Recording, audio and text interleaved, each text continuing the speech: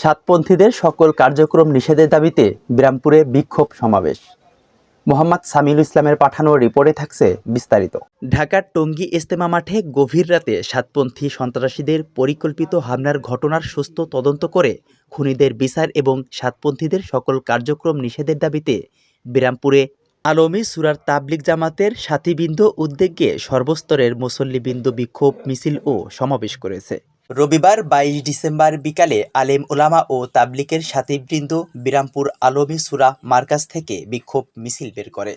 মিছিলটি শহরের প্রধান সড়ক প্রদক্ষিণ করে স্থানীয় ঢাকা মোড়ে সমাবেত হয়।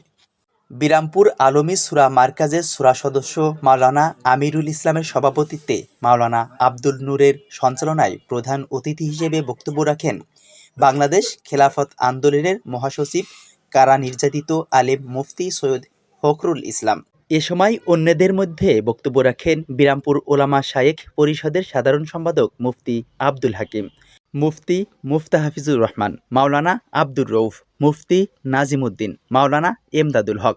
অনুষ্ঠানে দোয়া পরিচালনা করেন মাওলানা হাফিজুল ইসলাম হাজি। সমাবেশ শেষে বিরামপুর আলমী সুরা মার্কাজের পক্ষ থেকে উপজেলা নির্বাহী অফিসারের নিকট স্মারকলিপি প্রদান করা হয়।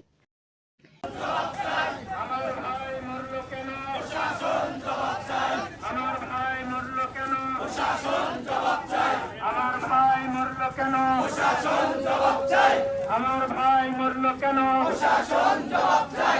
আমার ভাই মরল কেন? প্রশাসন জবাব চাই। নারায়ে তাকবীর, নারায়ে তাকবীর, নারায়ে তাকবীর, নারায়ে তাকবীর।